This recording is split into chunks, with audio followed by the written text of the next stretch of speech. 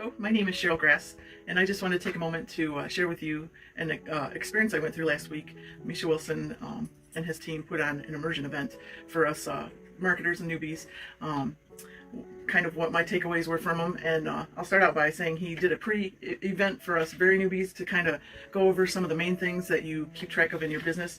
And he went over the tactical triangle. And that's kind of meat and potatoes right there, tactical triangle. And then he went over the 10 questions that you want to ask your audience. My favorite one is, what keeps your audience awake at night? The super affiliate laws, that's very, very important. And I know when I first started, I didn't see the laws right away. But then I did see them, and they really they cut to your heart and, you know, make things right on track for you. My favorite law is never, ever quit. And then we got to hear from Muriel Dykema. Oh my gosh, she was golden nugget for me. She went over how to transform yourself and others and to share your story. And this was my biggest aha moment of the whole thing. And I'm sorry I'm giving it away at the beginning of my presentation here. But she said, people are more likely to buy your vision rather than your results. Doesn't that speak to you? Oh my gosh, it was awesome. And then another golden nugget lady, she was wonderful. And I'm going to call her Ace Guzman, because in my heart, she's Ace Guzman. She's very, very thorough about the way she does and passionate. My favorite thing she said was, your personal vision is your perfect day. And I like that quote from her. Make sure you have a call to action. Always, always, always. Make your Facebook a place of safety. Don't you think that's important? Have you ever thought about that before? But make it a place that people feel comfortable to share with you. The other big, huge superstar, they're all superstars in my book, but Sean Johnson is one of my favorites. He said, the first quote that he did, he said, you don't have to get it right, you just have to get it going. That's my favorite quote that he gave. And he went through how to set up Facebook. He went through the 10 types of Facebook posts. How to handle friend requests. I needed help with this one big time. Just ask Ace. And then so much more that I need to kind of make this short, right? The other speaker that spoke to me hugely and always does is my humble servant, Jason Lego. He went over our daily routine, which is huge because people usually don't have a daily routine when they start out. They don't even know what to do. He went over paid traffic, the follow-up, and the most important thing, if you don't get anything else, you got to track. So he went over the tracking.